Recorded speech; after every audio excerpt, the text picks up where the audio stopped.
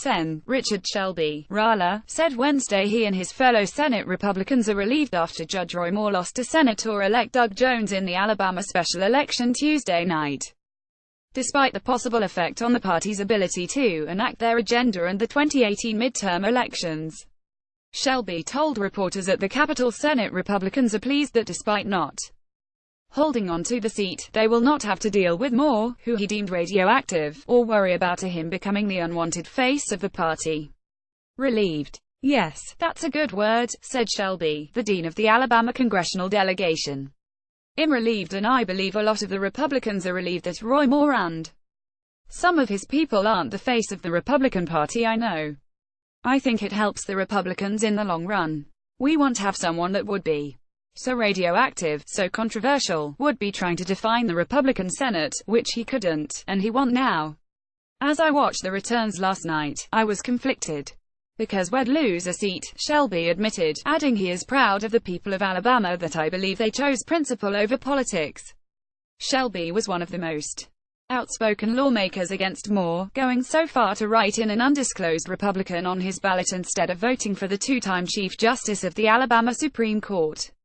He did not reveal who he voted for when pressed on Wednesday, quipping to reporters that he hasn't even told his wife yet. The lost seat means Republicans will only control 51 seats in the upper chamber once Jones is seated in the coming weeks. However, Republicans aren't unnerved about the slim margin of error facing them as they push forward with a planned vote on the tax bill next week and look to wrap up a spending deal before Christmas. No, it just makes us have to be a little better at it, said Sen.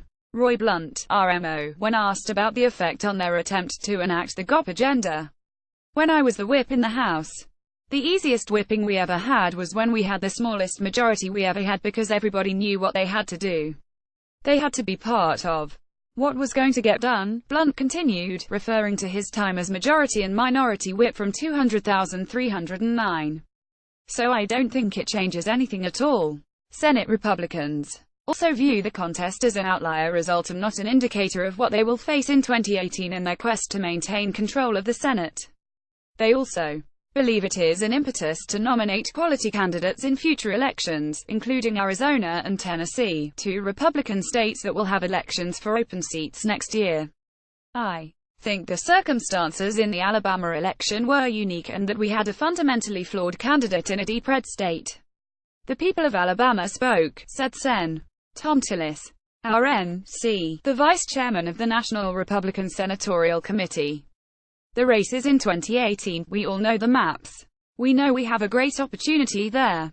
I think we produce a result on tax cuts and tax reform. We continue to work on healthcare reform, get the economy moving, Tillis said.